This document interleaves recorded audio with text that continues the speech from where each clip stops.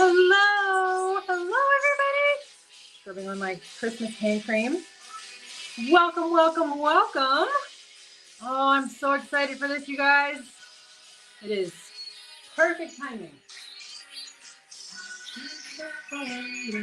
Okay, are we ready to talk about? I love that song, by the way, and I don't know why I associate it with boundaries. I think there's no connection with boundaries whatsoever, but there's something about that energy of like joy. Right? How many of you hear the word boundary and you're thinking like, oh my gosh, I'm already a little sick to my stomach. Are you telling me that the people who installed the buttons that can be pushed, I'm going to have to set some new norms with? Right? Anybody like filled with dread? Yes? Okay. I know. I hear you. It's okay. If you guys don't already know me, I know most of you are probably from my community or my world. My name is Jackie Lacroix. I have been helping women in all kinds of areas around femininity, empowerment, beauty, health, wellness, all of the things for 10 years now almost. Actually 10 years. And in my business for 8. So I'm so excited to chat about this. Boundaries are one of the areas that did not used to be a strong suit for me. So if those of you out there are thinking, of people with boundaries as like that ferocious, comfortable with confrontation, my way or the highway kind of person, and you think, I'm a little introvert. I'm actually, a little timid. Sure, we can do it your way. And then I'll say, thank you for having me do it your way. And you're thinking, I can't set boundaries. I want you to know I have been there. That is my natural personality type. Although if I remember at the end, I'm going to tell you guys a little joke I've made up about my new personality type going into 2023, and maybe even my word of the year. Would you guys like that? So my intention for this training is for you guys to see a little taste of the kind of work that we're going to do in the Bombshell mentorship in 2023. If you haven't heard of the mentorship, I will be happy to share the details with you, but this is a group of women that I personally train on the 12 pillars of a bombshell and the many areas that come into empowered, open, blissful, divine, and godly femininity around all kinds of different topics and areas. And one of them that always comes up with clients, in fact, I just got off an intensive earlier this morning, and the topic of boundaries came in, even though it doesn't feel like it's maybe the topic at hand. Inevitably, it becomes part of what's necessary to co-create a beautiful life and to live on assignment. Because as trained as we may have been, as good girls, as the nice girl, biblically, if that's your belief system, doesn't have to be, it's certainly mine, there are so many verses about not caring what other people think. Can I get an amen? And yet, how many of you grew up in some kind of family culture or church culture or peer culture or school culture where caring what other people thought, doing what they wanted you to do, even if you didn't want to do it, making sure they were happy with you and pleased with you and not triggered or angered by you was how you basically felt safe, right? I mean, it's a little bit of self-awareness to realize that that's the underlying desire that people pleasing generally comes from. But we want to feel like we're okay. And we feel like we're okay when we're accepted by the people who are around us, regardless of how awesome they are or are not. And we feel accepted by the people who are around us when we do what they want so that they stay happy, right? That's the perceived training that we're going to be unraveling today. And we're doing it in the spirit and with the seasonal flavor, if you will, of Christmas time and the holidays. Because what better time to experience dissatisfaction, disgruntlement, confrontation, difficult family conversations, difficult peer and community conversations than the holidays, right? We're supposed to be full of cheer and joy and grace and compassion and an extra buffer at a time when buffer is at an all-time low. And people with the best intentions, or maybe not so much, are telling us exactly how they would like us to serve them, what would make them happy, and how we are expected in the tone of obligated to show up and perform in order to bring them joy, right? How many of you have people like that in your life? And maybe you have wonderful people too, or maybe you've curated a wonderful community now, an incredible church group or small group, or a selection of your family members versus perhaps a different selection of your family members, or certain friends who you've kept around you and others who you have allowed to get a little more distant, right? But inevitably, I find that at this time of year, we tend to, unless we have been sculpting our life for decades, and even then sometimes, find ourselves in closer proximity than normal with some people perhaps who we might not always voluntarily choose to spend a lot of our time around. right? Are you guys with me? So my hope for today is to help you guys, and I want to make sure you can see my whiteboard, adjust my little camera stance here, to create holiday boundaries in a way that feels good, right? And I'm defining good as not necessarily by their definition, but I'm also not defining it as any kind of harsh, closed off, cold, compassionless, graceless energy, right? Because especially at Christmas time, I think most of us want to feel more connected than usual rather than less. Yes? More in touch with other people's stories and empathetic, etc. And yet sometimes, I feel like this is slowly going down, guys. Sorry as I adjust my little tripod here. Sometimes in the name of making sure, there we go. Hope that now stays. In the name of making sure that these people are happy, we give up like all of our rights, right? That maybe during the rest of the year, we're really cautious about protecting, preserving, etc. And somehow during the holidays, maybe it's because we return to family members we don't often see. Maybe it's because there are extra expectations that aren't on us for the rest of the year. It's almost like every button that has ever been installed, every trigger that we thought that we worked through is re-pushed, re-triggered, and we can lose a lot of the footing perhaps that we've gained throughout the year. How many of you have seen that hilarious quote, when you think you've evolved, go home for the holidays, right? And how many of you can relate to that, right? You go through most of the rest of your year, whatever business or professional life, highs and lows, health, children stuff, and then the returning family dynamic of the end of the year holidays like a tsunami that you just have to get through. Anyone resonate with that? My goal is for you to not have to get through, okay? And yet again, acknowledging that there's only so much we can control, okay? So I'm going to walk you through a particular process that I use, that I help my clients with. And in the style of the mentorship, if you guys have things that you would like me to laser coach you on, if any of you are live and you're able to comment, I'd be happy to look at particular situations that you may be going through in as much detail as I can. Those of you ladies who are in the mentorship, who have your 1 hour, once a month call with me, that's exactly what this is designed for. Of course, we can use those calls, as you guys know, for any topic, but I know for many of you, the difficult dynamics at this time of year can be on the top of your list to discuss with me. So we're going to go through a particular process I use so that we are acknowledging what we want, what we can't change, how to deal with the things that we can't change while maintaining who we are and who we want to be. And I'll show you a very particular way that I do that, and a way of reminding you, even in the midst of locations, surroundings, environments, other people, communities that would normally take you completely out of your center, how to stay centered. And also, because believe it or not, I do think there is a particular flavor to doing this during the holidays and at Christmas, okay?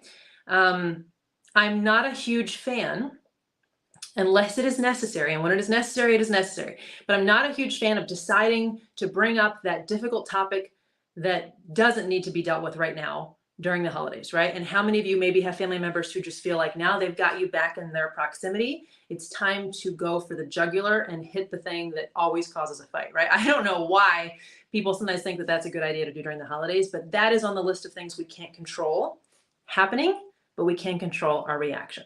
So are you guys ready for this? Are we excited? I feel like I'm gonna have to keep an eye on my tripod.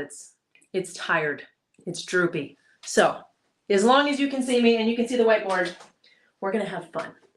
And the way we're gonna have fun is by beginning with one of my core philosophies in life, in coaching my clients, in business and personal life, and all of the things, that it is absolutely astonishing to me how few people do this.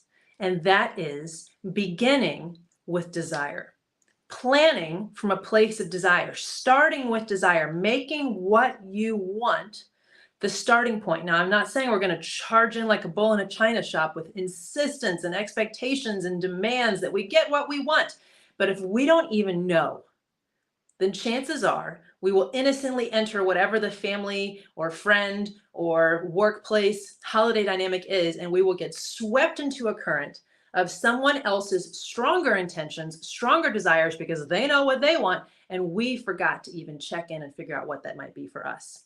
Now, many people I know, God bless them, and I used to be one, so I have no judgment, but I do want to set you free because this is so unnecessary. We'll begin with planning from practicality, okay? They'll look at what's possible, reasonable, logical, makes sense, would be easy, is, anything that looks like working with what's already in front of you, which sounds noble, but we are in the 21st century and it is completely unnecessary at this point. If you're able to watch this video, if you've got a smart device and you're hooked up to the internet, chances are you have more creative and co-creative with God ability than you're giving yourself credit for, regardless of dynamics and other people and environments and expectations, okay? So many people who I meet in dating coaching and in dating and in family dynamics and in their business, they start to have these blinders on of, well, what is possible?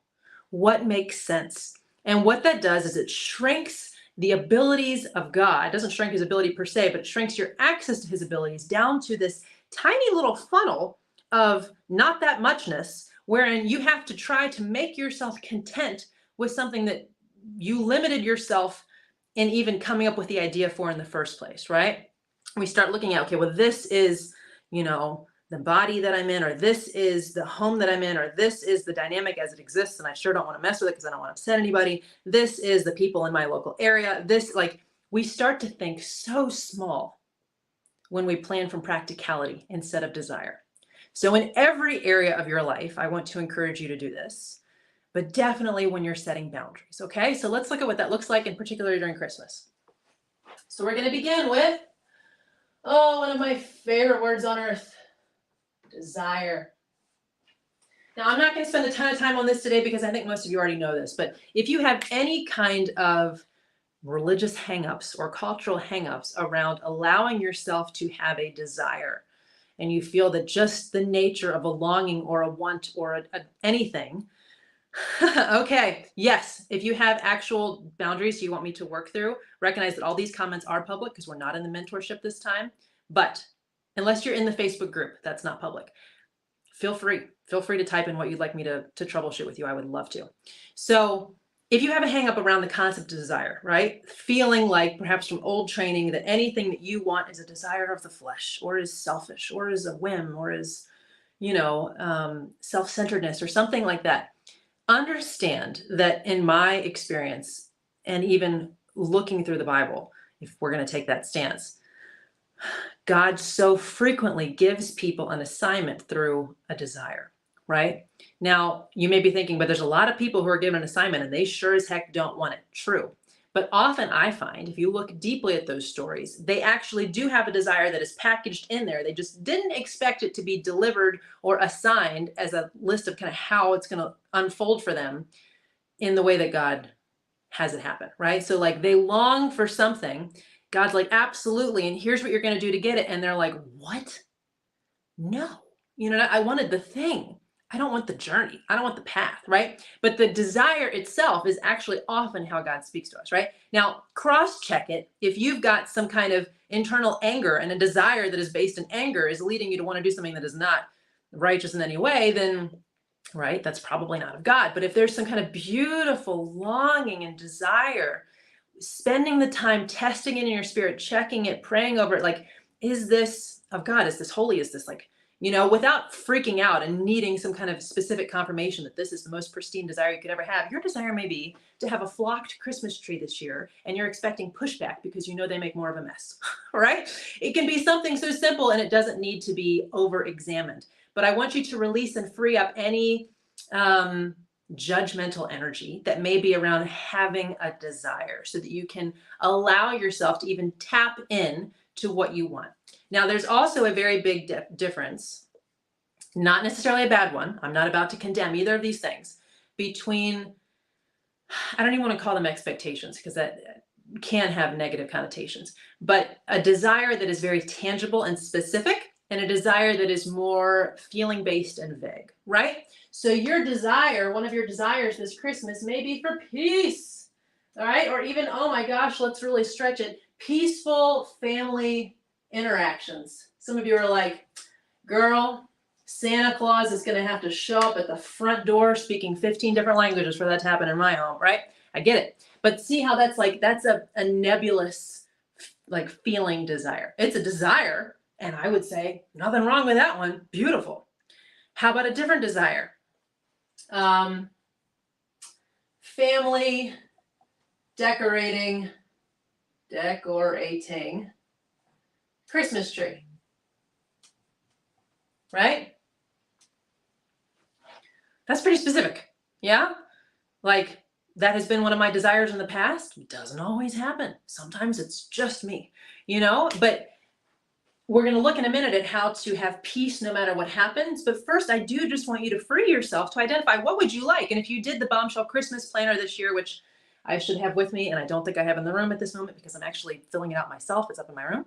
But it lists out all these different categories where you can get in touch with your holiday desires, right? And then the first page that we added this year allows you to just figure out a word. And for me, it was a very simple word. The word that just came through was enjoy, right? Which is nice and vague. And I'll show you how, I can make that work no matter what happens, because that's in my control. So first, just allowing yourself to acknowledge the desires that you have for this holiday season and letting them span far and wide, from vague feeling, kind of environmental senses like peace or joy or, peaceful family interactions or calm family dinner table, something like that, to an actual specific activity or event or experience that you want to experience, right? So I love you guys commenting. You are so brave and so sweet and so awesome. So that's your first step. Now, I know you may think, Jackie, this doesn't sound like a boundaries workshop, but just like I said at the beginning, unless you are, and you may even consider yourself, but I would say most of the people who find me and who want my help or who want my guidance or just appreciate listening into what I say are generally not the take charge, dominating, my way or the highway, steamroll people over on my path kind of people. And if you are, that can be actually very useful in certain situations and for certain assignments, okay? Nothing actually inherently wrong with that as long as it's used well. But most people are the sweethearts who are learning to step into their power, because that's exactly the path that I've been on, and they're resonating with wanting to feel peace, feel joy, and knowing that there may be environmental situations where there's a little bit more tension than they'd like, and they want to love people well. They want to enjoy their holidays as much as possible, and they also want to remain and step into even more perhaps who they know they're here to be and who they want to be, which is what we're going to look at in a couple minutes. But the first step, when you are perhaps, and no matter what, but especially if you are maybe a more retiring and happy to please personality, is looking at, well, what do you want? And it doesn't, like, if it's a short list, it's a short list. There's nothing wrong with that. Maybe one of your biggest desires this year is to rest, right? And maybe part of the boundaries that you're going to be setting are that everyone else has about a million family traditions and activities or friend traditions and activities that they want to encourage / strong arm you into joining in on. And you just want to take a lot of naps by the Christmas tree with instrumental music playing and a fireplace going and just recover from what maybe was a huge year, for better or for worse, right? So your desire list does not have to look like, a list of Christmas traditions and activities. It just has to look authentically like what you actually want this year. And I find that when I'm tapping into desires, it comes in waves, right? There's a couple things that may be obvious to me. I jot them down and I go about my day, maybe a few days, and then something else comes to me, or another realization, or, oh my gosh, I'm inspired by an idea, and I write down a new desire, another desire, right? So you don't have to have it all pounded out in a quick 5-minute journaling session. But if you have a moment, and maybe you've got the Christmas planner in front of you, if you don't, I believe that the link is currently the link on my Instagram profile. It's bit.ly/Bombshell Christmas 2021, I think. Bombshell and Christmas are capitalized. It's the 2022 planner, but that's the link. So if you have a moment, jot down on that, jot down on your own piece of paper, just a few desires, right? And sometimes it's just getting a sense of theme, right? Like if your desire list looks like ice skating rink, shopping with the girls, spa day, Christmas brunch, New Year's Eve service, then you might want a more action-packed Christmas. But if your list is like peace, rest, recovery, joy, presence, like then you start to figure out, okay, that's the vibe you want to create, right? Now comes that tricky part known as other people. How dare they mess with our vibe, right? Like, what is the, I think it's Jean-Paul Sartre, right? Hell is other people. That is not really a pleasant attitude to have at Christmas, but how many of you have thought it? Yes, how many of you have thought it? Let's be honest, okay? Other people, right? So I call these, so that we don't sit here and blame, factors. Notice that it also starts with FA, but doesn't turn into family, okay? Factors, right? Because these are the things that you have to take into consideration unless you literally decide, today, this Christmas year is the year of the hermit. I'm not going anywhere. I'm not seeing anyone. I'm not attending any parties, buying any gifts. I'm not expecting any gifts. Just go away, right? Grinch style. That's cool. If that's what you want to do, you're going to have to set some very fascinating boundaries. Most people don't really want that, at least not every year. So if we're going to have any kind of community or environmental involvement, engagement this time of year, we're going to start running into other factors. Now, some of these may be not specific people, or they may be represented by specific people, like work, right? Like, so maybe your work has specific parties and events that you're expected to attend. Don't you love that? We're throwing a party. You have to go. Like, wow, lucky me, right?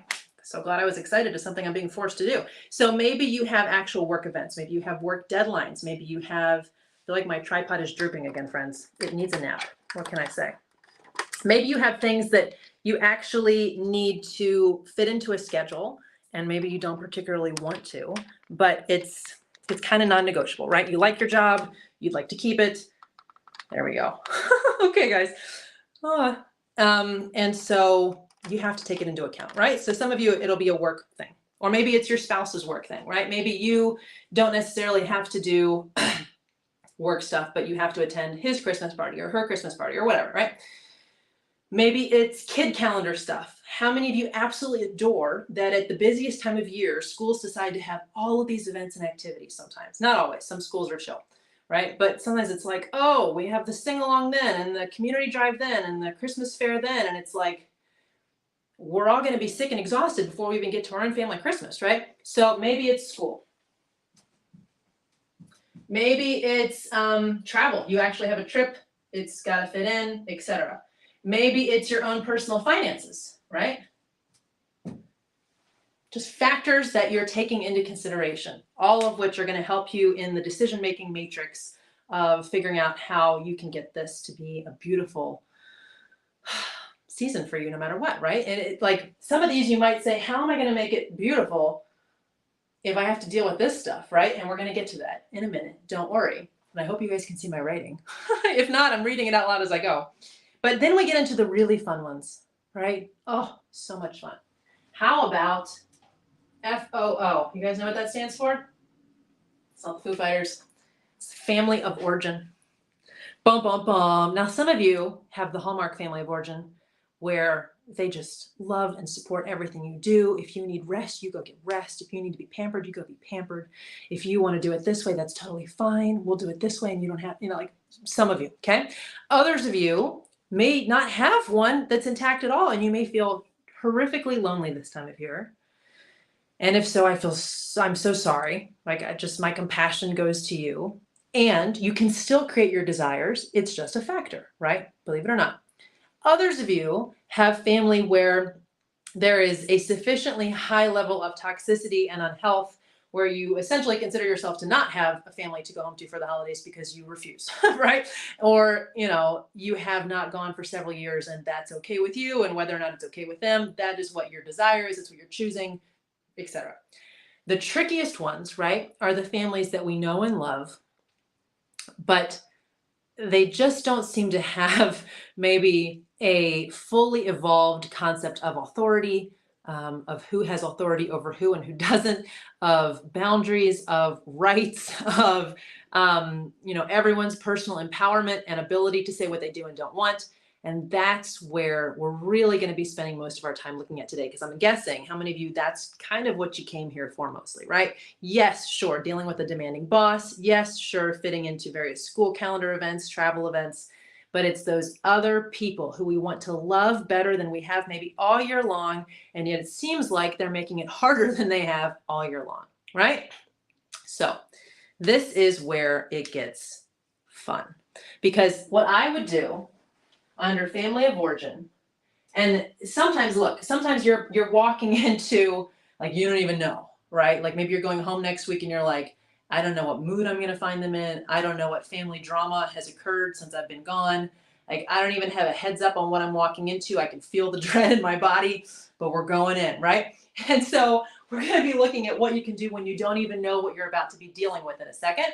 But first, some of you already know, right? And maybe it's because of family traditions. You know you're going to be expected to, go hang out with grandma in the nursing home for 5 hours and listen to the family bickering while calling it a wonderful afternoon, right? Or whatever. Or you're going to be obligated to, I don't know, go caroling or bake cookies or some other event that maybe would be perfectly pleasant, right? And especially if, let's say that your theme is rest, you still can fit in rest, but what's making it not so pleasant is the nature or the demands or the expectations or the specificity of how other people expect you to participate in their expectations, right? Like a double expectation. Not only are you expected to do this, but your performance is expected to go like this, right? And so maybe you know what you're walking into. Activities, maybe there's always a family Christmas Eve dinner, maybe somebody's always getting drunk, maybe, I don't even know, guys. Like, I've heard some crazy, crazy stories, but maybe the point is, you know what you're about to get into. Maybe certain people, like I need a thinner red marker. Maybe I'll switch to black. Certain people, yes, we're going to switch. And maybe, there's certain things that you can wiggle your way out of and certain things where you're really, really expected to be there. Yeah? There we go. That's better. Obviously, it is in your ability, believe it or not, regardless of the way that they may address you and phrase and describe and invite you or tell you when it's happening and that you're expected to show, or with the understanding that you're expected to show, you do have the right to say no. Okay, so the beginning of a journey of boundaries after desire is recognizing that you do have rights. And they cannot be taken away from you in spite of whatever, threats, intimidations, bribes, lies, promises, all of the things. So for some people who are just beginning to set boundaries, that's quite a revelation that you get to say no to people who you've always said yes to, that you get to maybe change your yes and participate in part of it or participate in it in a certain way, but not the entire way or the way that they want you to. And you may be aware that that's going to rock the boat, but just knowing that you do have a right to saying no is a big, big, big, big deal this time of year. Okay. And I understand that it can bring up a lot of fear, which we'll look at in a second, but that's part one, right? So you may know what you're walking into, and I want you to understand that you have the right to say no. But for many of you, because of, let's see where we're going to put this. Let's put it down here because it's a factor, actually. Christmas, right? How many of you're like, okay, if it were a random week in June, I would be a heck no. But it's Christmas time. You know what I mean? Everybody's home with their families, or many people are. Most shops and places you can go are closed. Like, it's not that you don't have options, it's that part of you, and this is where you want to double check that it's truly a desire, part of you does want to spend at least a little bit of time over Christmas with your family, or with the elders in your family particularly, maybe who you don't have that much time with left, as they say, right? Or, with your children or with your nieces and nephews or whatever. There's some pull to spending time in the milieu of mess and expectations that you actually want, and perhaps because in part, it's Christmas, right? And like, as messy and miserable and mangled as it sometimes gets, you actually do want to be there a little bit, right? Like, part of you wants to experience it, at least in part. When you have that revelation, right? So that's like a big point of desire. Do you? right? Again, you have a right to say no to everything and to choose to go full hermit, okay? And then if you do, so we're almost always returning to check in with desire, which you guys will see as a theme in many of the things I teach, if only to identify what's really going on so that you don't get into a habit of repression, which leads to many unhealthy symptoms, okay? So checking in, like Christmas looks how, right? And again, you may have already started a list, but now focusing specifically on family involvement, family events, family of origin stuff. How do you want it to look? And this, if I may recommend to you, I would focus predominantly on how you want it to feel, okay? And I'll tell you why in a second, because there are many things you can't control, but how you feel about them is always in your control. There, I just told you. A second later. I told you to be a second, okay? Right? How do you want Christmas with your family of origin if you're deciding that it's in your desire, that you're choosing to participate in it, at least to some extent, is part of your desire? How do you want that to feel? Okay? Because, and if you're walking into the category of you don't know what's going on, well, I won't tell you that yet. We're getting there. If you're walking into the great unknown, the dramatic, like the curtain's about to rise and the drama's about to begin and you don't even know what shows on the calendar. You guys know what I'm talking about, right? Like you still can only control how you feel. You don't even know the activities that may or may not be planned. There may be a family norm each year, but this year somebody's sick or somebody's moved or something, and everything's different. You can still only control how you feel, okay? So if you've checked in with your desires and you've decided that to some extent, at least participating with, however, family of origin can look like your friends, it can look like extended family, whatever this group of people that you came here today because you're a little bit concerned about interacting with this holiday season. If you've decided you want to participate in some way, I want you to return to desire and say, okay, I've decided I want to do this. To what extent do I want to do it? What do I want that to look like? What activities do I want to participate in if they are or aren't on the calendar this year? Or if they happen to be when I get there and find out. What things do I not want to participate in? What things do I want to give myself permission to go halfway in, even if I get, some pushback? And most importantly, through it all, how do I want to feel? Okay? Here's the next category. This is grace and peace. Okay? And I break them down, others, although also self, and self. Okay? And this is what I find. Peace is pretty much always like this, but grace is always like this too, but especially at this time of year. How many of you want and know that you may need an extra dose of grace this Christmas season for the people who just thinking about them made you decide to show up for today's training, right? Where it's like, yes, okay. But I want to hold a norm. I don't want to completely abandon myself and watch myself spiral into old patterns as I'm triggered and as buttons are pushed and as they go straight for the jugular of what they know or don't know and don't care hurts me deeply or whatever it is, right? But I don't want to sit there and checking all my desires, because maybe you do, and I'm not saying it's wrong. I don't want to sit there and say, fine, well, we're not doing Christmas with you. See ya. Maybe next year, most likely not, right? If you want to participate and you know that other people who may be in your midst are not at the emotionally mature and self-aware level that you are, how do we create a feeling of grace while not becoming the walking doormat that we may have been in the past?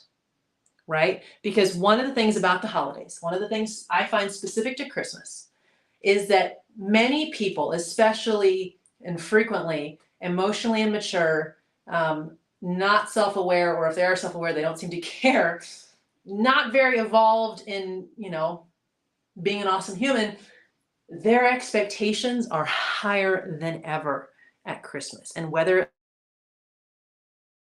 list of all the things they want everybody to do to make them happy, or the perfect Christmas entails, and therefore everybody must do to make them happy, or simply how they want you to act like you feel and show up and what they want you to say in reaction to all the different, expectations from demanding people tend to be turned up 10 notches at this time of year. And we don't want to regress into maybe who we've been and how we've acted around them in the past. We don't want to necessarily chew them out. I don't love doing that, especially not at Christmas time. I think difficult conversations, if possible, should be moved to other times of year. And yet we don't want to completely abandon ourselves either. We want to show grace to this person and we want to stand in our power. How do we do that? Right? How do we do that? I see girl facts, right? I don't even know what that's for, but I feel like a lot of this you guys are resonating with. And I will get to the questions in the comments when I'm done, promise. As long as my tripod doesn't fall off, which so far so good. So this is how I do it. And to be honest with you guys, this is how I do everything now. It's going to sound very simple. In practice, it is a hell of a thing, okay? It is like, this is how I interact with other women, with men, with my kids, with life, with business, with everything, right? The only person who doesn't get this kind of behavior from me is God, right? Because I will do whatever he wants. But with everybody else, this is how I roll. And this is how I invite you to roll, right? And I'm going to go all the way across the bottom because it, hopefully you can still see, supersedes everything. And let's do it in green because red and green are for Christmas, yes? Plus, I think you can see it better. I'll try to write nice and big, but nice and clear. Who, oh, it's like teal. It's tropical Christmas, friends. Who do I want to be?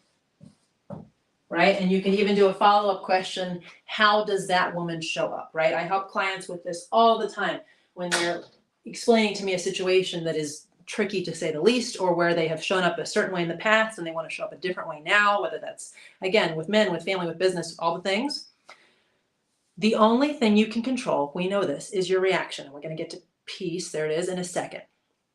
But it comes from, right, because again, it's kind of like when we're beginning with desire instead of practicality, what we're really doing is we're choosing to create instead of react, right? Like in dating, when I hear this so much and people start to just narrow their focus into who's nearby and what's practical. And I'm just thinking like, literally, there's airplanes, there's passports, like there's like, why? You know what I mean? So much is possible now. Why would you kill desire and force your life into this, frankly, BS paradigm of practicality when so many things are capable of being created now, as long as we allow ourselves to build from desire, right? So we're choosing to create instead of react.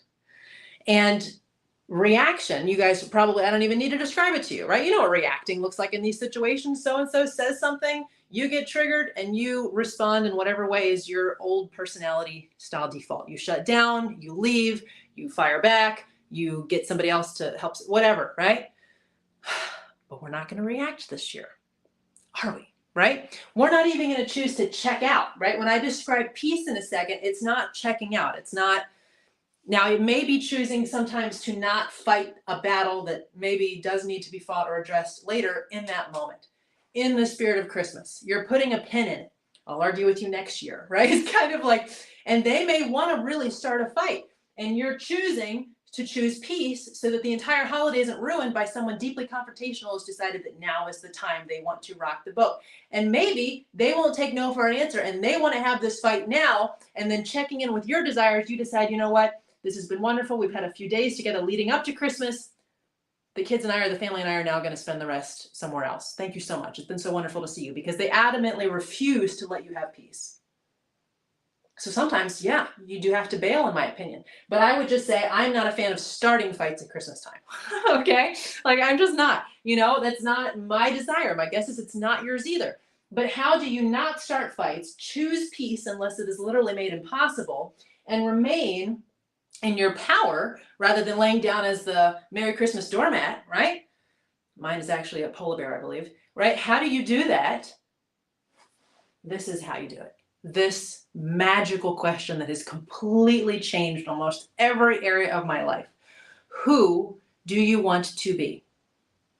In this context, I mean, we could talk about this in every different context of being a woman, of being a human being, but in this context, you're going to go home to Christmas, or family's coming over, whatever. Maybe based on years of, I don't know, trauma, or just not even necessarily trauma per se, although many things can be described as trauma. If you look at how the scientists, the medical people define it these days, but just old defaults come up, right? Like reactivity is is human nature, quite frankly. Choosing to create is divine. So we're choosing to step out of like default monkey brain into God-inspired identity, in the image of God identity, and saying, okay, as soon as I walk in that door and I hear the way they say, so you decided to come this year. I'm sorry, I hope no one has any family who talks that way in any way, right? But maybe you do, and you're like, here we go, and you can immediately choose to default to completely being silent, which I mean, maybe is a positive choice in that moment, just a smile and a nod and heading into happier people, hopefully, who are present, right? Or maybe your old default was to be super sarcastic back and the fight begins the second you walk in the door. I don't know. But this year, rather than the reactivity, which is programmed and is triggered by physical things, right? Like a certain smell, a certain sound of someone's voice, or a certain phrase that they say, even having the car pull up at the door, walking up the sidewalk, knowing what you're about to walk into, like all of these things can trigger woundedness, or whatever you want to call it, that leads us into reactivity without almost recognize that we have a choice. And I'm simply inviting you, and I'm going to actually, in 2 seconds, I think, because it's a perfect fit now, show you how I remind myself of who I am, even in environments where old defaults are maybe easily triggered, right? I'm invited to react, and I'm deciding to not be that woman, because maybe you decide as you walk in that home, or they walk in your door, and you hear that, whatever, like an invitation to react, whatever that may look like for you. And instead you ask yourself, who do I want to be? Who do I want to be? I want to be a woman who is full of grace, love, and compassion no matter what, and yet is not taken advantage of. Now you may say, yeah, Jackie, that sounds great, but what does that look like? Well, you can break it down. That's a great section to have under a list of desires. You want to be full of grace, love, and compassion, but not taken advantage of. Okay, by your definition, what would being taken advantage of entail or look like? And that can become the beginning of moving from desires to boundaries, isn't creating them well, right? Okay, being taken advantage of would be,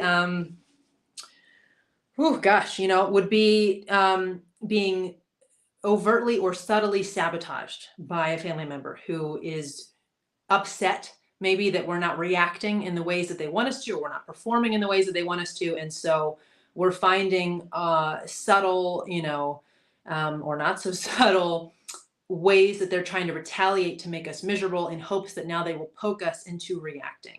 And I don't know what that may look like. It may look like,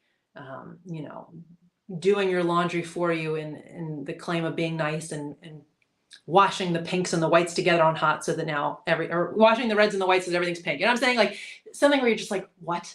Or unplugging the Wi-Fi when they know you have an important call and it takes, 20 minutes to reset, or like something where the family dynamic or whatever dynamic you're in is just like, it's not tenable, right? And it starts to fall under your definitions of being taken advantage of. Okay. And what I then want you to have, if that's a list, and I kind of recommend that you have it. If you're here and you're really thinking through boundaries, and there's a legitimate possibility that plans may have to change mid-celebration if other people who you cannot control, other factors, reach a point where you do feel you're being taken advantage of. Like it's not like, oh, we didn't all decorate the tree together. It's like peace is not possible in this environment, and they're not making it possible. And I may even show you a construct that I'm actually going to teach in the context of relationships next year, because I think it may be helpful to you guys. But let's say, as an overview, you have a conversation about it, you address it. Either they claim they're willing to change and they don't, or they tell you that no, this is what you deserve and they're not going to change. To some extent, it's been looked at and addressed. And honestly, you have the right to leave without even addressing it, in my opinion. Like, you don't even have to have the conversation. If this has been a long-standing pattern and here it starts again, you can split. That's my personal opinion, right? So if you know who you want to be full of love, you want to be full of compassion, you want to be full of grace, but you have a non-negotiable of I won't be taken advantage of, then I want you to have a plan B, okay? And I just invite you to have it in your mind, because in my mind, it creates peace. You got options, right? Bitterness, resentment, anger dissipate when you recognize you have options.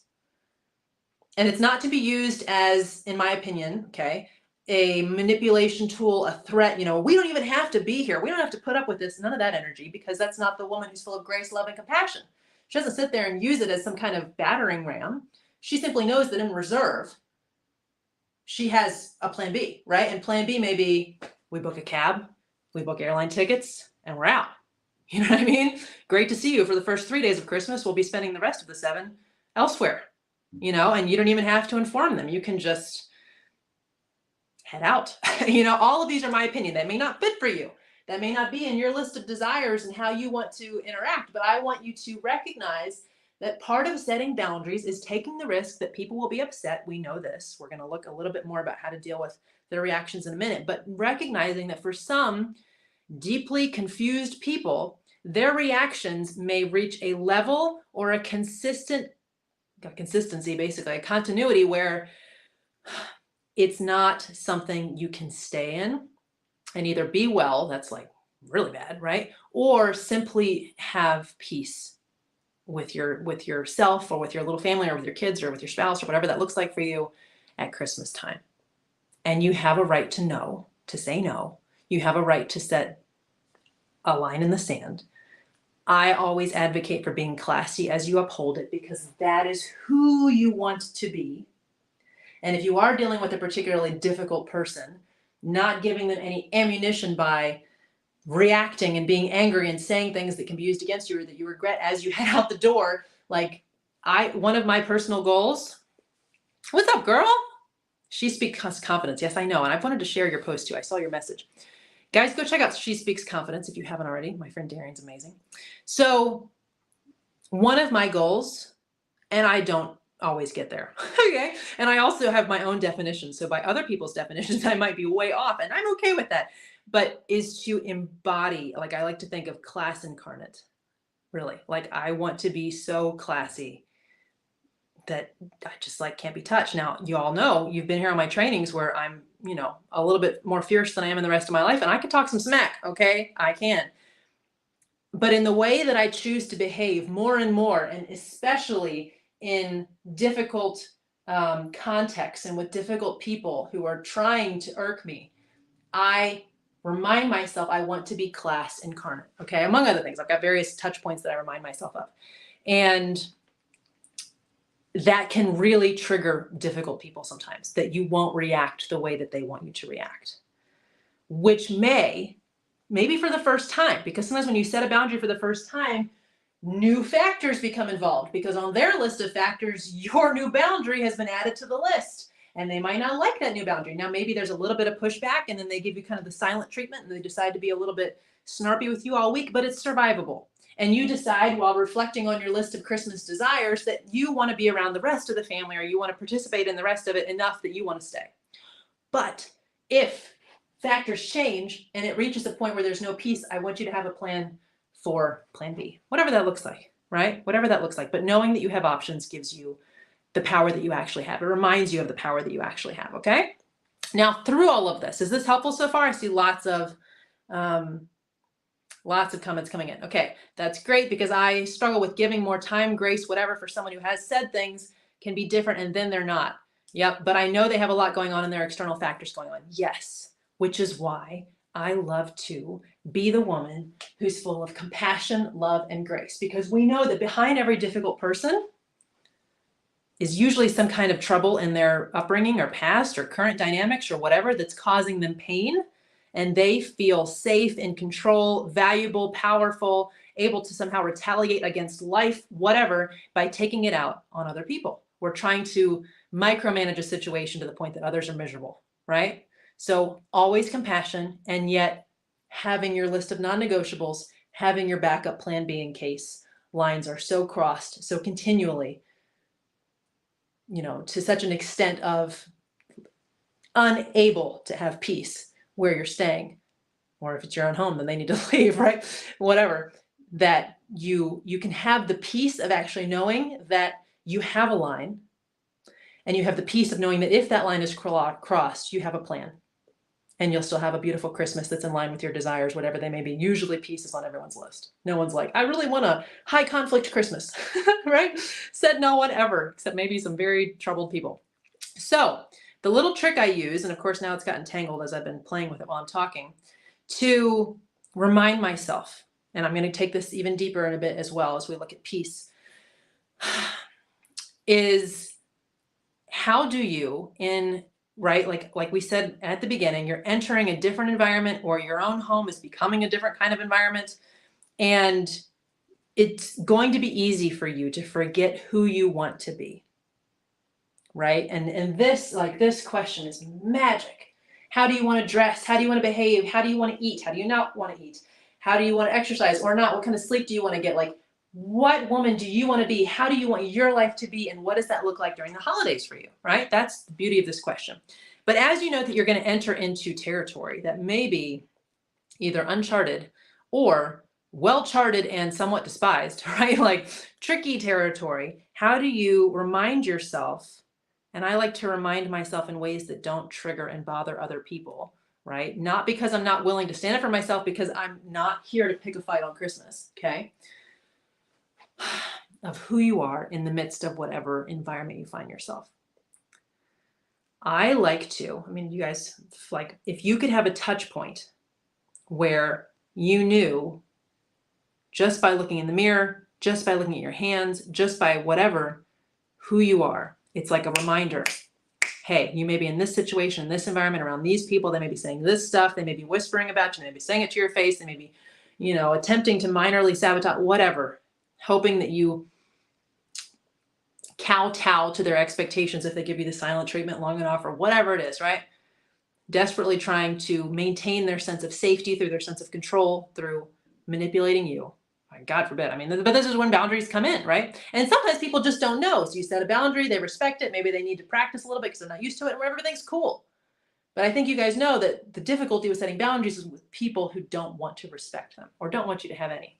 So I like to have something physical that is a visual reminder to me that is not going to set off the alarms, right? Like, I'm not about to walk into Christmas dinner with a shirt that says, try me, I don't give an F, right? Like, that's not my vibe, right? I'm not trying to start a war on Christmas, but I want to, quite frankly, guys, I want to still have that mentality in my head, right? Like, I want to remember my power, even as I also remember that I am a woman who is choosing compassion, love, and grace. And yet, I'm empowered. There are new non-negotiables. I do have a plan B. I'm here because I love you and because at this time it is my desire to be. However, should certain lines be consistently crossed, that can change, right? Woo! How many of you feel the power in that, right? Balanced power, loving power, freed power. No, like, I'm here to fight you back. No, I'm running away because I don't want to face it. Just, I am who I am, wherever I am. And I love you because that's part of who I am. But there are also certain lines that will not be crossed anymore, because I love you and they're not good for you either, right? Like, that may be a conversation that you aren't ever even able to have with someone, but it can be what's going in your head. And to remind you in the moments where you need to run to the restroom and take a couple deep breaths, because otherwise we're going to get into reaction and out of creation, I like to have something physical I can look at, right? Jewelry is a very easy one. I bought this a few years ago. I bought, I think, 3 actually, one for my daughter, one for my mom. It says, "Love never gives up." Whoop. I don't know if you guys can see that. And on the back is 1 Corinthians 13, right? And I have another one that says Bombshell that my clients are being sent as they join the mentorship. I don't know if I have any within reach, but something physical. It may be, like, I just discovered I have these big fake pearl studs, like big old things, like clearly fake, you know what I'm saying? And it maybe reminds you to be elegant, to choose an elegant response, even though you are tempted to just tell them like it is, right? Maybe it's, this may sound silly, but maybe it's your nails, right? Maybe you're coming out of a family dynamic, or maybe you're not, but maybe there's a family dynamic where self-care and self-honoring and self-respect and focusing on being the woman you want to be rather than showing up willing to be whoever anybody else more dominant wants you to be is getting your nails done, right? Which may already, or in the past, or maybe not anymore, but cause some commentary. But you don't even have to say anything. You just look at your nails and remember, you have worth and you have a different identity than Triggerville here. You are the woman who's choosing who she wants to be in every situation, with every person, in every context, at every time of year. And yes, that includes grace, love, compassion, empathy, but also power and self-respect, right? This may sound silly, but ladies, I'm just saying, if you're available for it, if you don't have woundedness there that has not yet been healed, lingerie sometimes, okay, underneath your outfit, nobody sees it, at least not the way I encourage people to dress, okay? Like, it's just for you, but sometimes wearing something doesn't have to be like super sexy or scandalous, but just something that's elegant, that's well made, that's quality, that's lacy, that brings you a sense of remembering your worth and your value. Nobody else is going to see it, but depending on how long you're staying somewhere, if you use the restroom, you're going to, right? Where it's like, oh yes, I am who I am in every context and situation. I'm happy to show up in a way that is compassionate and that fits sufficiently the appropriateness of the context, but my identity has not changed.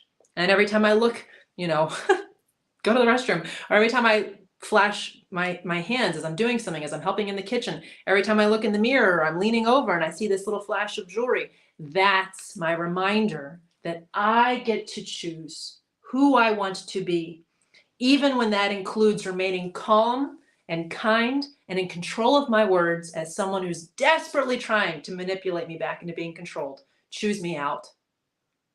Okay, how many of you have been there, especially like around the holidays? You're like, wow, I came home for family Christmas and you've all been preparing for like DEF CON 1 or whatever it is, just like, okay, but remembering, even as you're in the midst of something that maybe you're choosing to weather, maybe you're choosing has crossed a line, whatever it may be, right? Like maybe you choose that, this is the last holiday it's going to look like this because grandma's really old and I want to spend time with her. But after that, this dynamic is done. And the kids and I are going to go skiing every year and you're welcome to join, right? Or whatever,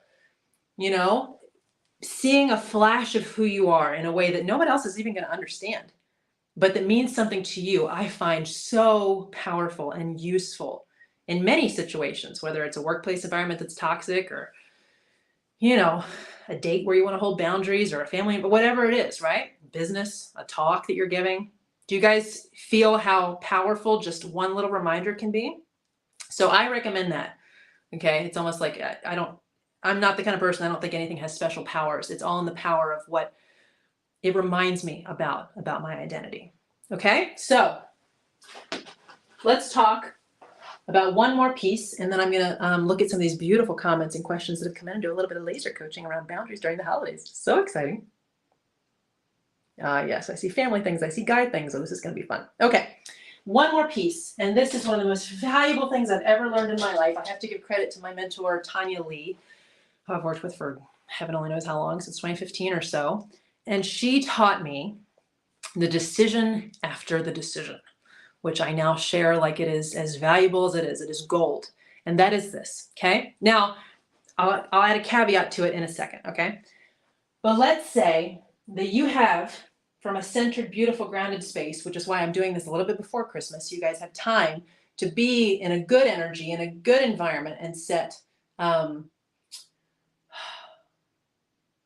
thinking about one more thing I want to add after that, actually, and set your desires and your desired feelings, maybe even desired events and activities. And you've decided, we'll just use the example I just gave, of like you want to go home because you want to spend time with the elders in your family, just in case it's one of the last times you get to.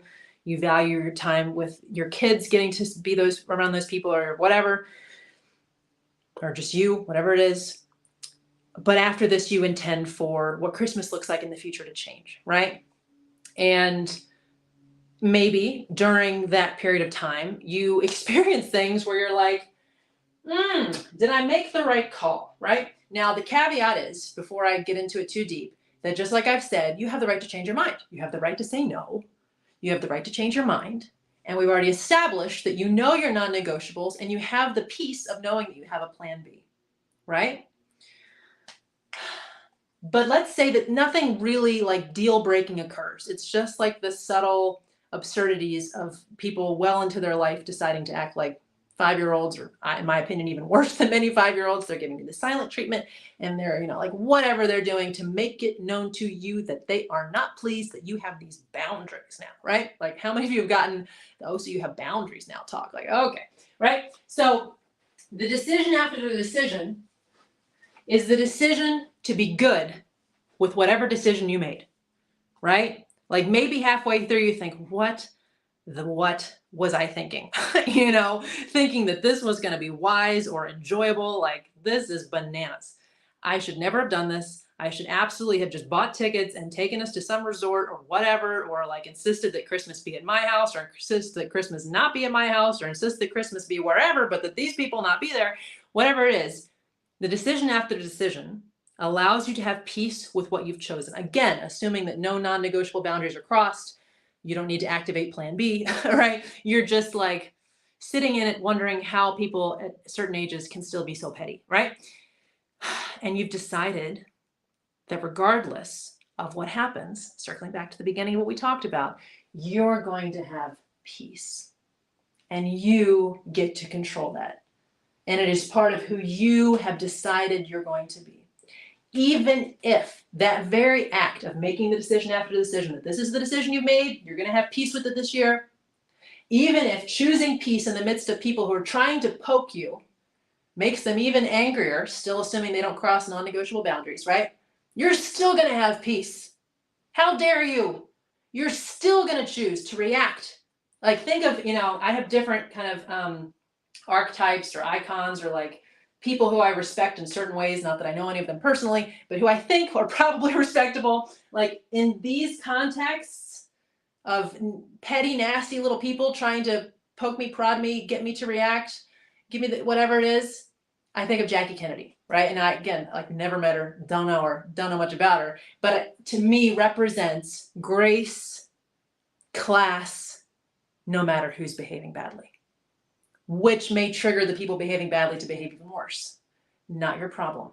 It's not who you are. It's who they are. And whatever you need to do, you got your little reminder, you go for a walk, you grab the car, you run to CVS, you hole up in the basement, whatever it looks like, you get to decide who you want to be. And if you've chosen to have peace with the decision that you've made about how you want to spend Christmas this year, you're going to have that peace, and nobody can take it away. And if they really, really push and try to take it away, you have the right to leave, right? This is what boundaries look like, because we can't put a boundary in someone else's hands. We can't say, if you keep doing this, then you're going to have to do this. They already can't behave. What on earth makes us expect that they're suddenly going to be like, okay, sure, let me do that. Now that I've crossed your boundary, let me, apologize somehow, right? Like, again, dealing with difficult people. For many other people, they just don't know. So there needs to be a loving, classy, considerate, compassionate communication. But if they know and they still can't behave, right? That's what I'm talking about. So nobody can take away your peace. You have the right to leave if you need to. And you're going to be good with whatever decision you made. It's the decision after the decision, so you don't spend your whole holiday season taking your peace from yourself, which is what we do, right? And saying, oh my gosh, I shouldn't have done this. What was I thinking? This was terrible. I always do this. Like, no, that's stealing your own peace. The decision after the decision allows you to have peace no matter what you chose, because you've decided this is what we're doing. I've decided it, hell or high water. I know I can control my reactions. If a line is crossed, I can leave. I'm good with it. This was my decision this year. We're going to have peace around it internally. Okay? And for those of you who are like, okay, but there's one more piece that keeps you even more in your power. And it's one of my favorites. Okay? And that is notes. Right? Mental. Beware of writing things down. Difficult people like to misconstrue things in writing. Right? Like, it's crazy. Family members who don't have a sense of boundaries or personal space or property or whatever. Like, you get the right to take notes. Maybe it's just up here. If it's a terrible enough experience, you won't need to write it down to remember. It will be drilled into your brain, right? So maybe you have the decision after decision. You've decided to have peace about whatever you've decided to do to experience Christmas this year. Again, as always, looking at your desires, having non-negotiables, having a plan B. But next year, all right? Like, if you did the Bombshell planner with us this year, that first page looks at what was last year like. What do I want to change this year based on last year? Or do again, right? What worked well? What did not? So if you make decisions this year and you're in alignment with them, they align with your desires, you've got your non-negotiables, your plan B set up, you decide to have peace, the decision after the decision, However, you go through it and you think, okay, this has been wonderful as a learning experience. We are not going to allow certain pieces or maybe the entire experience of this happen next year. And you don't need to run around ranting or informing or anything about anyone around you. It's all from a space of class and power, internally noting, this is not going to happen again, right? Like I like to say, it's a never again. It's a new never again. Or at least, maybe it's not quite that severe, but it's just like, it's a not for a while, you know what I mean? Or a not quite like this again. You have an ability, and it gives me tremendous peace. It may give you tremendous peace, I think, as well, to just note as you're going through it. Like every family interaction, every holiday is a learning experience. And we're getting closer and closer to curating something beautiful, which of course will shift through the years with elders and whatever locations are involved. But we are taking notes of how people tend to insist on behaving or are willing to change or whatever. And we're not going to do this again. Yeah. And because we're not going to do it again, we can be present and actually enjoy it for what it is. Enjoy the little bits of beauty that are in it. Enjoy the location, the people, the certain factors that are present in this decision that you've made, because we know that this is not going to occur again, right? Like, we're good with it. It's okay. This is never going to happen again. It's one of the things that steals our peace is feeling like we are out of our power and we're in a loop that we can't break.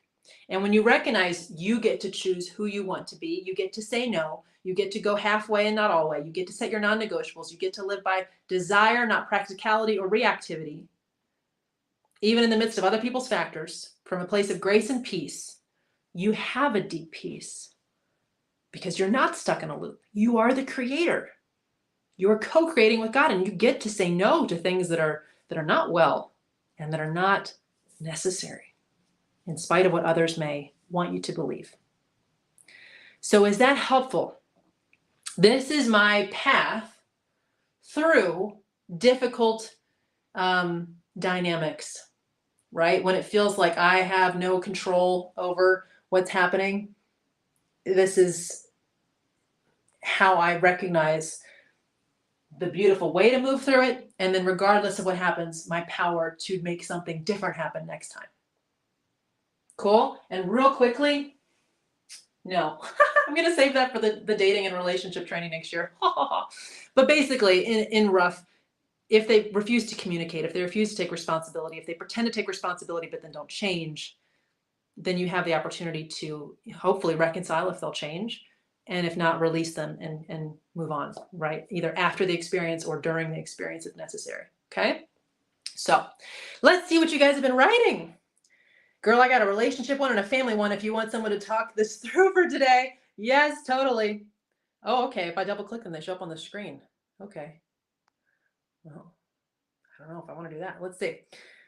I don't know who's who, you guys. It's so terrible. It just says Facebook user, which is so incredibly unhelpful. So if I'm not using your name to address you, forgive me. That's why. So guy thing, I'm trying to decide if I desire to accept the situation, long distance, not ideal for me, or if I desire to adjust what I've been wanting, quality time, which has required closeness in proximity, or get him to come here so it's not long distance so that wouldn't play into it at all. Let me read this one more time. I'm trying to decide if I desire to accept the situation, which is long distance, not ideal for me, or if I desire to adjust what I've been wanting, which is wanting quality time, which requires closeness and proximity, or get him to come here so it's not long distance so that wouldn't play into it at all. This is going to be such a great question for the dating/relationship because it actually fits marriages too, training I'm doing next year. My question to you would be, are you looking at this specifically through the lens of the holidays? Right? Like this sounds to me like possibly, unless you just left out kind of the holiday piece, a question for a bigger relationship, right? I mean, to me, like I've done things long distance in the past. I'm fine with it.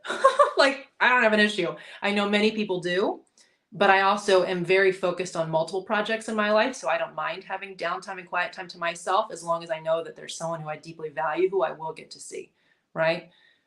That's my take. Like to me, finding someone who is someone you love and who you're attracted to and who you like connect with and like are on the same vibration and you have the same goals, like that's so not that common, at least at the very heightened level that I'm seeking it and looking for it in, right? That if you find it, why would you sit there and say, oh, well, like, and like, look, again, this is more from a relationship perspective in total. I'll deal with it in a holiday way in just a second. But like, as the saying goes, we're not trees. If you don't like where you are, move. You know what I mean? Like, get on a plane. I'm on a plane probably every other week, and I have a lot of miles, and I enjoy it, and I'm okay with it. Like, and even later this year, I'm probably going to be even more flexible. But anyway, so that's from the perspective of a relationship. If you're specifically talking about the holidays, and I don't know if you just, okay, that's a different comment. So I'll stick with this one until I'm done with it. For the holidays, generally, unless there's like a work factor or something that literally makes it impossible, or a border is still closed, or some calendaring issue, in which case in the past in various relationships I've had, we've done Christmas on a different day. You know what I mean? Like, or there's a family dynamic, but we don't want to have a personal Christmas. Like, okay, so we're going to celebrate it on the 28th. Like, I just think with flexibility and chillness, so much is possible. One of the toughest things for ourselves and with other people, especially during the holidays. And I totally get this because I love Christmas. It's very important to me. But there have been Christmases that have not looked anything like I have wanted them to, and yet they have been magnificent in their own way. Partly from the decision after the decision, partly because I was clear that my desires were more feeling based than event and activity and timeline based, right? So just checking with yourself.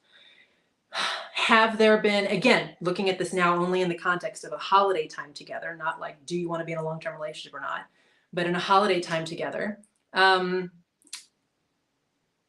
you be flexible somehow? Like, can you go to him for the holidays? Can you meet somewhere else? I'm imagining, like, it's sounding like he can't come to you.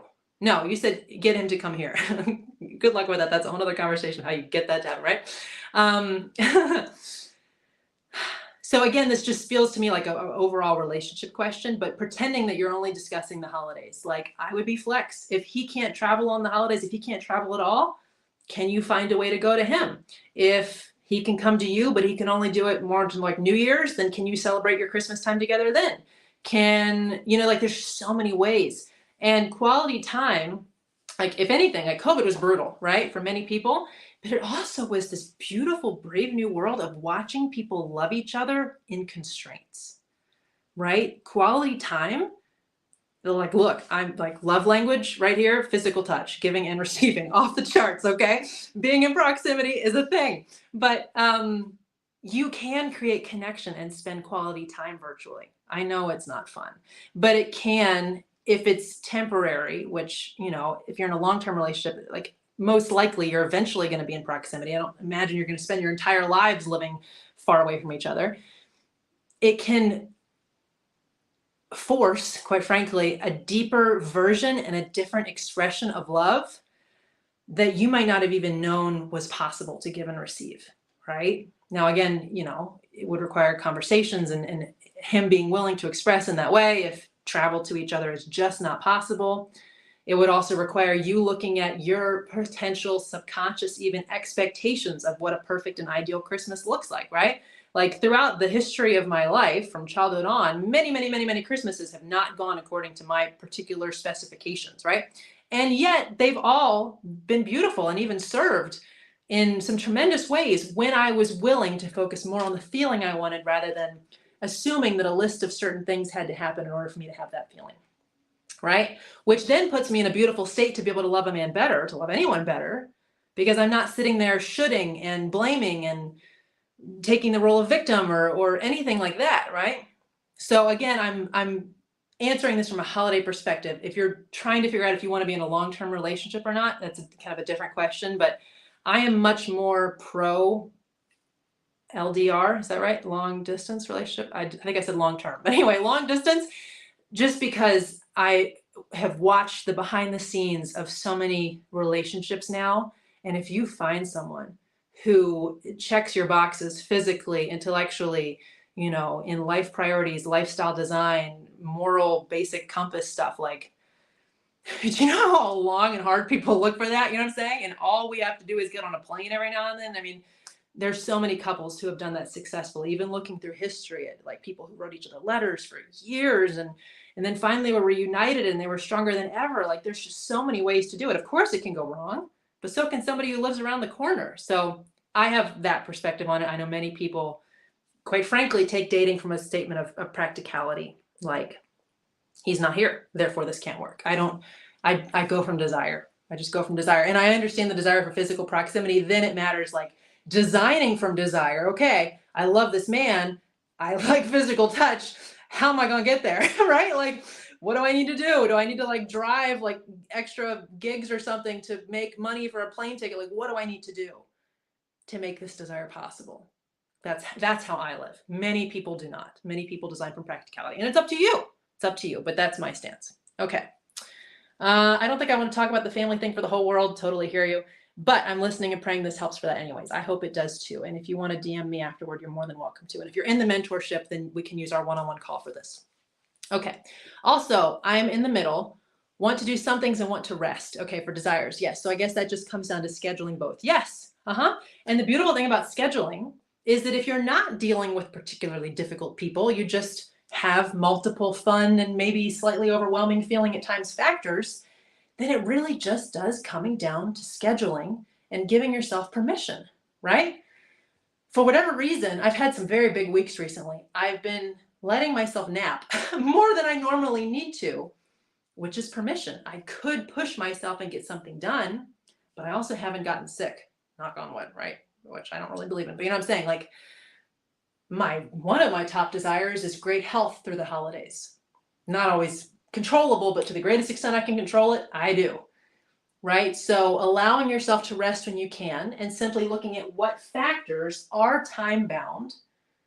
What other things do you desire to do that maybe aren't time bound, and how? That's what the Bombshell Planner is for, right? We list out our desires and then we calendar it.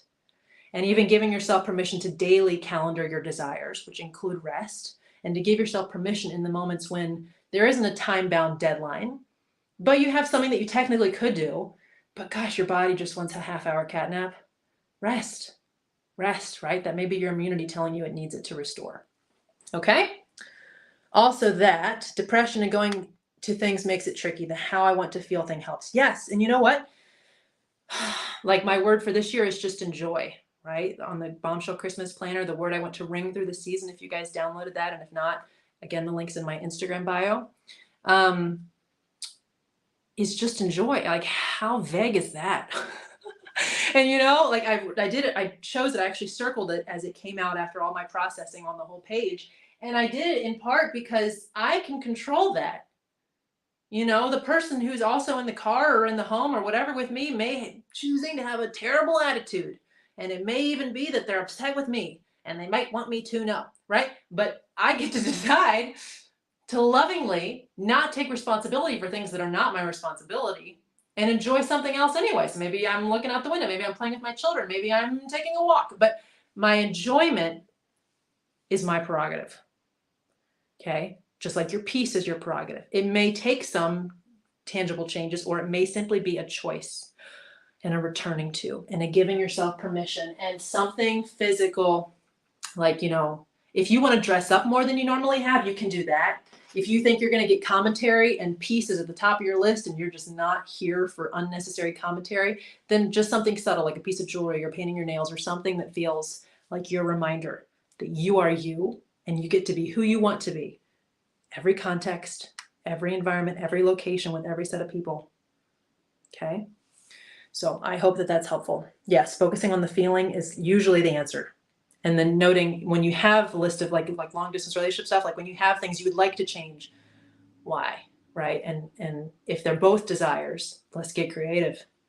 It's a big, brave, bold world out there. All kinds of things are possible. Okay, I think I read that one earlier. Okay. I got you. Okay. This is a general thing. It's just happening around the holidays. Okay. So this is the same topic then, forgive me. Which also kind of triggers on the grief and lonely things for the season. Totally understand that. So I know there's healing needed, but I also don't want to be struggling through it the whole time. Yes. How many of you resonate with feeling some grief during the holidays, right? Whether it's processing past loss, processing relationships you were in this time last year that are not happening now, processing, wanting to spend more time with your kids, but you can't, or wanting to, I don't know, look different during the holidays and you don't, whatever it is, there's a sense of like, oh, this is not what I wanted, but here we are, right? I invite you to allow yourself to feel whatever you're feeling, but to make sure and just checking in that you don't stay in it longer than you have to, right? And what I mean by that is sometimes when we get so into the grief or the loneliness or whatever, it's okay to acknowledge that it's there, but it's like, it becomes like a black hole, it becomes like quicksand, and we just get sucked in to a feeling without recognizing it. Oh, now I actually have this internal desire for joy and Christmas music and skating around my house in my socks and hot chocolate with candy canes. But I'm focused on this grieving that I have that is very, very legitimate. Allowing yourself to switch to joy, like just allowing yourself to feel what you need to feel this Christmas. I find that's the best way to process something, is just let it come up when it comes up, but don't let it stay longer than it needs to. And if it comes back, then it comes back and you sit with it then. And then when it leaves again, like that's how it gets out of your system, in my experience. Okay, I can't go to him, but he can come to me. So maybe it's a boundaries conversation. And I don't like to call this boundaries because it's a desire, right? It's not like, if you don't come to me, we're not going to be together. Like, I don't love that energy, right? It's, okay, he can come to you. Have you told him that you really like him to? Have you, not, in any dishonoring to yourself way, but have you kind of laid out the welcome mat where it's like, hey, you can stay with me. I'll pick you up at the airport. I'll, here are all the fun activities we can do in my area while you're here. If you need to do some work, I got Wi-Fi, you can use my office, whatever, right? Where it's like, let me make this easy and enjoyable for your needs, but I would just love to see you. And whatever flight you need to get in on, the cheapest flight, that's cool. I'll still pick you up at 2 a.m. Like, you know what I'm saying? So telling him what it means to you and not being in the space of, I need you to, I demand that you do, what's wrong with you? Why won't you? But like, look, I love you. I want to see you. I totally understand whatever factors. And you know what? I am going to share something in a second because it's helpful, because this is relationship stuff. Why not? Whatever factors you're considering, he's considering, and here's how I can help make those easier, right? Now, here's the trick. And this is what I'm going to teach on a lot next year, or at least once, because I'm doing one training on it. It just doesn't feel like quite Christmas, but it fits here, okay? Healthy relationships. 1, communication. Oh my gosh, we live in the era and age of ghosting. How many of you just want to use the ghost emoji all the time? It's just crazy to me. Communication is what actually makes a relationship possible. Okay. 2, responsibility, right? Whoops. I think I forgot a few there. Responsibility, where it's like, and this is actually more like, it's not really completely fitting this context. It's more about trying to restore a relationship or bringing something back from the dead or from the edge or something. But like, who did what? It's not about keeping score. It's about, are both people willing to say, look, this is what I understand. Like the role I played, I messed up, my bad. Is the person you're with willing to take ownership?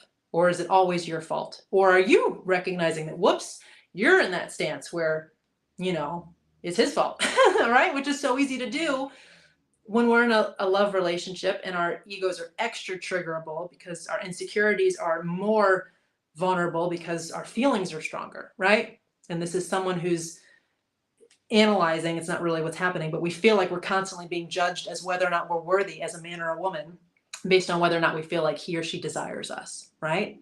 So in those moments of extra triggerability, to not feel that sense of shame, we can shift the blame and say it's his fault, right? So both people taking ownership, okay? And then change, basically, it's kind of like part 2, and this is where you find out the kind of person you're with. Now look, this is really tricky for a lot of people who are not narcissists or abusers or controllers. Like, many people grew up in contexts where it was somehow punished or not safe or whatever, to admit that they did something wrong, because admitting guilt was worse than denying it, right? So many people have growth to do, growth available to them in the areas of taking responsibility and actually creating change. Or maybe they even change, but they don't want to admit they did anything wrong. They just suddenly kind of get better without mentioning it, right? Whatever. Or you have someone who's maybe a little more manipulative. They're taking responsibility. They're pretending that, oh my gosh, they're so sorry, but there's no change.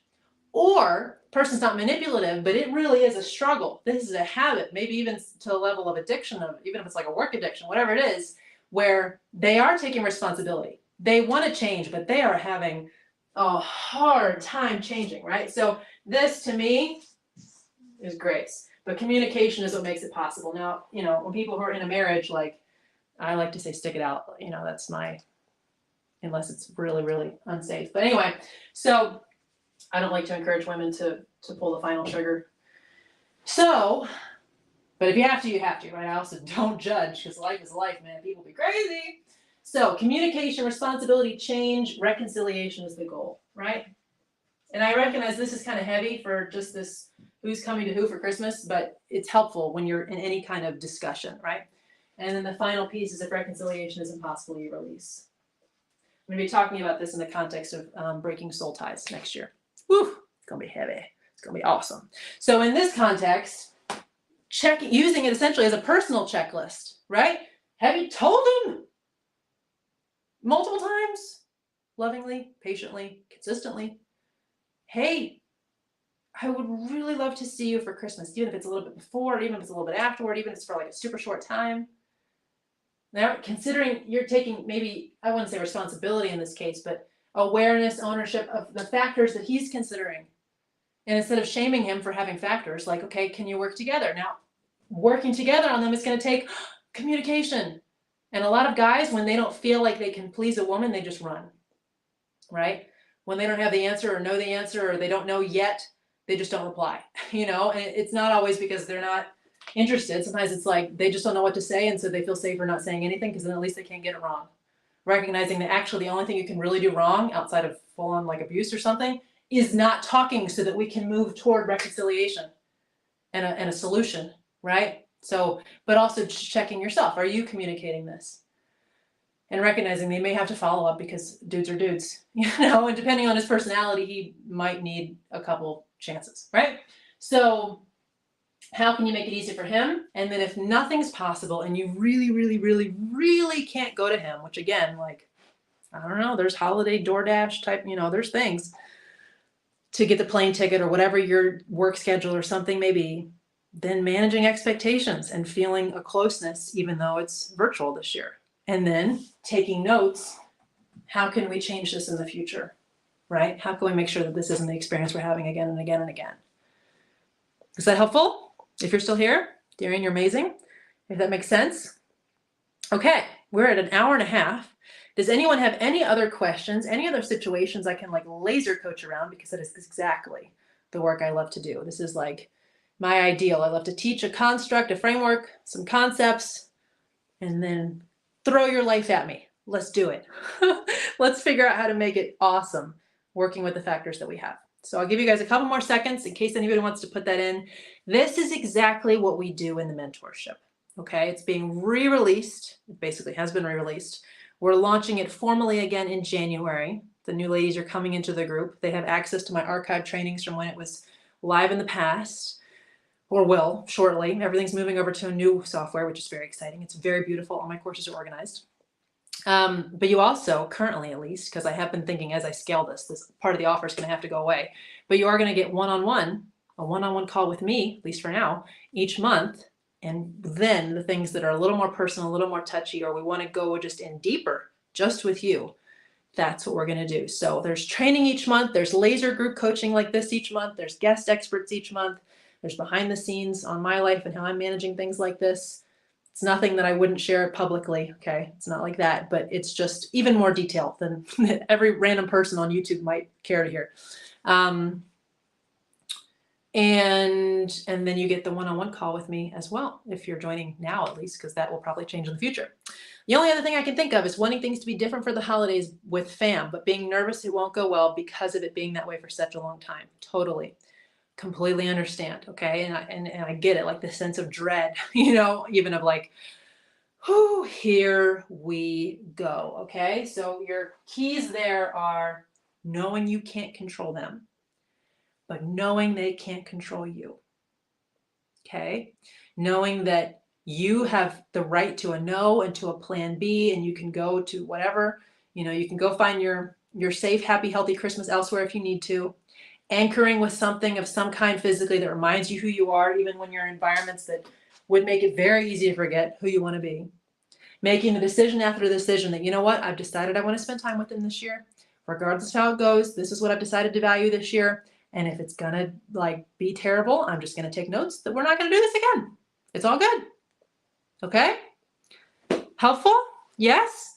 Have you guys enjoyed this? I would love to hear in the comments that this has been, not that this has been, although you're welcome to tell me that. If this has been helpful, clarifying, I haven't seen boundaries taught quite this way. There's many wonderful teachers out there on boundaries, but this is what I personally do.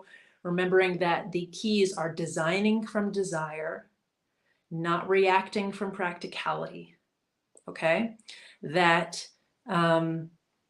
you, yes, want to take factors into consideration that you're dealing with. One of them being, how do you want Christmas to feel, right? This isn't just a random time of year. This is a time when we do generally want more peace, more joy, more grace. And also knowing that you have the right to, even as you're showing grace, remember the woman you want to be. And give yourself grace, knowing that even if you make the wrong decision this year, or you haven't yet reached the point of ability to really craft the kind of holiday experience you want, with, you know, the income that might take, or the personal power that might take, the personal life situations, the work situations, whatever it is, relationship situations, yeah, that you're on the way. And many people never get past the factors that trigger all the reactions, whatever their defaults may be, right? You're doing it, girl. You're doing it. Yeah? Aw. Yes, I was taking notes the whole time, and I teach on boundaries too, but I'm always learning and implementing myself. Me too. It's like such a powerful area. I appreciate that I can come learn from and talk to you. My pleasure. So, you guys, always remember your divine design, your divine authority. You were made a creator. It does require tapping above the monkey brain of reactivity. But if you begin from desire, you sprinkle in grace. I was listening to Joy to the World by Mariah Carey, getting ready for this today, okay? Such a good song, singing at the top of my lungs. He rules the world with truth and grace. He's in a position of authority, which we now have access to because of what he did, right? This is Christ we're talking about, obviously. Truth, right? He knows what's accurate, and grace. Grace doesn't eclipse truth, and yet there is still grace, right? Even though truth is not removed from the equation because of grace. It's the both and. It's the power. It's having grace and knowing who you are. Remembering your authority. Yes, that's how beautiful holiday boundaries are navigated. That's how you create them, perhaps even over time, just taking notes for the future. If you decide that while having peace about your current decision, you're going to make a different one next time, cool. Either you win or you learn, right? It's never a loss. It's never a loss. I love you guys so much. I wish you the merriest Christmas. I'm sure I'll be on live at some point saying hi. But if not, I wish you peace, blessed rest, joy, magic, miraculous holiday family restorations, reconciliations, or a position of deep self-love, empowerment, self-respect, and grace and compassion toward others as you lift maybe cycles that your family's been caught in, or people you love have been caught in for a long time, to a higher level through your own powerful decision making. I love you. God bless you. We will talk soon. Thank you for being here. I would love to hear what you think and what was helpful. And have a beautiful rest of your week. Is this the last full weekend before Christmas? I think it is. I think it is. Exciting, right? Choose to feel peace and excitement. No one gets to take that away. I love you guys. We'll talk soon. Bye.